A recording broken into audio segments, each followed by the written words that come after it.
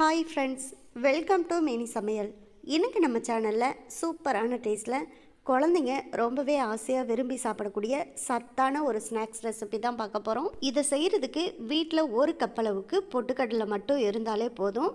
நல்ல soft and ஸ்வீட்டான இந்த லட்டுவை நீங்களும் செய்யலாம். குறைவான நேரத்தில் குறைவான பொருட்களை வச்சு ரொம்ப ஈஸியாக பண்ணலாம். இது சாப்பிட்றதுக்கும் ரொம்பவே டேஸ்ட்டாக இருக்கும். இப்போ இந்த பொட்டுக்கடலை லட்டு எப்படி பண்ணலாங்கிறத வீடியோக்குள்ளே பார்க்கலாம். அதுக்கு ஃபஸ்ட்டு ஸ்டவ்வில் ஒரு பாத்திரத்தை எடுத்து வச்சு அதில் ஒரு கப் அளவுக்கு பொட்டுக்கடலை சேர்த்துக்குங்க. ஸ்டவ்வை மிதமான தீயில் வச்சு ஒரு 3லேருந்து 4 நிமிஷத்துக்கு இந்த பொட்டுக்கடலையை வறுத்துக்கலாம். இப்போ பாருங்கள், பொட்டுக்கடலையை நல்லா வறுத்தாச்சு. நல்லா இந்த அளவுக்கு வறுத்த பிறகு பொட்டுக்கடலை ரொம்ப சூடாக இருக்கும், அதனால் ஒரு 10 நிமிஷம் நல்லா ஆற விட்டுருங்க. ஆறுனதுக்கப்புறமா நம்ம இதை மிக்ஸி ஜாரில் சேர்த்து நல்லா நைஸாக பவுடராக அரைச்சி எடுத்துக்கலாம். இப்போ ஒரு 10 நிமிஷத்துக்கிட்ட ஆச்சு. பொட்டுக்கல்லையும் நல்லா ஆறி வந்துருச்சு. இதுக்கப்புறமா இந்த மிக்ஸி ஜாரில் சேர்த்துட்டு இப்போ இதை நல்லா நைஸாக பவுடராக அரைச்சி எடுத்துக்கலாம். பாருங்கள், பொட்டுக்கல்லையே இப்போ நல்லா நைஸாக பவுடராக அரைச்சி எடுத்தாச்சு. நம்ம அரைச்சி எடுத்த பிறகு பார்த்தோன்னா மாவு இந்த அளவுக்கு நல்லா நைஸாக இருக்கணும். பொட்டுக்கடலை லட்டு செய்கிறதுக்கு இப்போ பொட்டுக்கடலையே நல்லா பவுடர் பண்ணி எடுத்துட்டோம். இதை அப்படியே ஒரு பவுலில் மாற்றி எடுத்து வச்சுட்டு பொட்டுக்கடலை அரைச்ச அந்த மிக்ஸி ஜாரை எடுத்துக்கோங்க. இப்போ இதில் அரை கப் அளவுக்கு ஒயிட் சுகர் சேர்த்துக்கோங்க.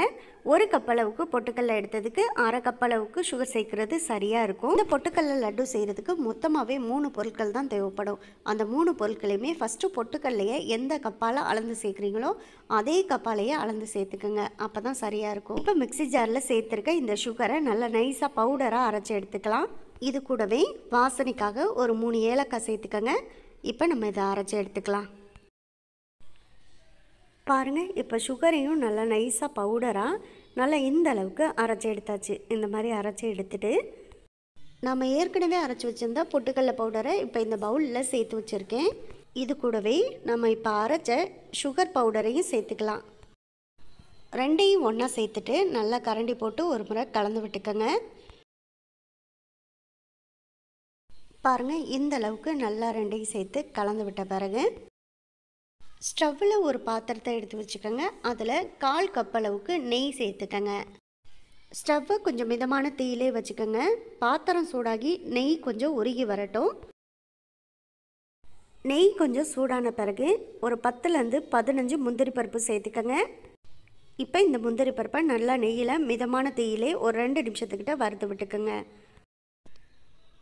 பாருங்கள், இப்போ முந்திரி பருப்பும் லைட்டாக வறுபட்டு வந்துருச்சு. அதே சமயத்தில் நெய்யும் கொஞ்சம் மிதமான சூட்டிலே இருக்குது.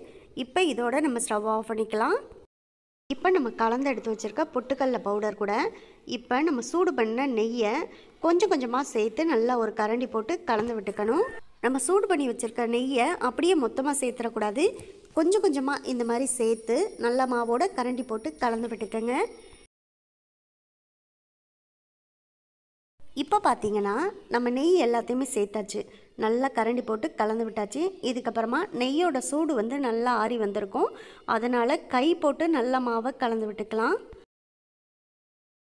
கை போட்டு கலந்து விடும்போது தான் நெய் வந்து நல்லா எல்லா மாவுலையும் கோட்டாகிற அளவுக்கு நல்லா கலந்து விட்டுக்க முடியும். நெய் சேர்த்து நல்லா மாவை கலந்து விட்ட பிறகு இதிலேருந்து கொஞ்சம் மாவு எடுத்து இந்த மாதிரி பிடிச்சு பார்த்தீங்கன்னா நல்லா மாவு பிடிக்கிறதுக்கு வரணும். இந்த மாதிரி வந்துட்டால் இது கரெக்டான கன்சிஸ்டன்சியாக இருக்கும். இப்போ பொட்டுக்கடலை லட்டு செய்கிறதுக்கு நம்ம மாவை ரெடி பண்ணியாச்சு. கையில் கொஞ்சமாக இந்த மாதிரி மாவு எடுத்து நல்லா உருண்டை பிடிச்சி எடுத்துக்கோங்க. நல்லா நடுவில் ஒரு கையோட உள்ளங்கையில் வச்சு நல்லா அழுத்தி இந்த மாதிரி உருண்டையாக பிடிச்சி எடுத்துக்கோங்க. மாவில் நெய் சேர்த்து பிசைஞ்சிருக்கிறதுனால நமக்கு உருண்டை வந்து உருட்டுறதுக்கு ஈஸியாக வரும். ரொம்ப ரொம்ப சுலபமான முறையில் ரொம்பவே சத்தான அருமையான ஈவினிங் ஸ்நாக்ஸை ஈஸியாக ரெடி பண்ணலாம். பாருங்கள், எவ்வளோ பர்ஃபெக்டாக சூப்பராக உருண்டை பிடிச்சி எடுத்தாச்சு. சாப்பிட்றதுக்கு ரொம்ப நல்ல ஒரு டேஸ்ட்டாக இருக்கும். அதனால் குழந்தைங்கள்லேருந்து பெரியவங்க வரைக்கும் கேட்டு விரும்பி சாப்பிடுவாங்க. இப்போ இதே போல் மீதம் இருக்க மாவு எல்லாத்தையுமே நம்ம உருண்டை பிடிச்சி எடுத்துக்கலாம். பாருங்கள், பார்க்கவே எவ்வளோ சூப்பராக இருக்குது. அவ்வளோதான், ரொம்பவே பர்ஃபெக்டாக இப்போ எல்லா உருண்டைகளையுமே நான் செஞ்சு எடுத்துட்டேன். வெறும் ஒரு கப் அளவுக்கு பொட்டுக்கடலை எடுத்ததுக்கு பாருங்கள் 15 பொட்டுக்கடலை உருண்டைக்கிட்ட நம்மளால் செய்ய முடியுது. இதே போல் நீங்களும் ட்ரை பண்ணி பாருங்கள். ட்ரை பண்ணி பார்த்துட்டு எப்படி வந்துச்சுங்கிறத கமெண்ட் பாக்ஸில் சொல்லுங்கள். இந்த வீடியோ உங்களுக்கு பிடிச்சிருந்தா இந்த வீடியோவை லைக் பண்ணி நம்ம சேனலை சப்ஸ்கிரைப் பண்ணிக்கோங்க. சப்ஸ்கிரைப் பண்ணும்போது பக்கத்தில் உள்ள பெல் ஐக்கானை கிளிக் பண்ணி வச்சுட்டிங்கன்னா நான் போடக்கூடிய குக்கிங் வீடியோ எல்லாமே உடனுக்குடனே உங்களுக்கு வந்து சேரும். உங்கள் ஃப்ரெண்ட்ஸ் அண்ட் ரிலேட்டிவ்ஸ் எல்லாருக்கும் ஷேர் பண்ணுங்கள். இதே போல் அடுத்தடுத்து நல்ல நல்ல வீடியோவில் சந்திப்போம். ஓகே, பாய்.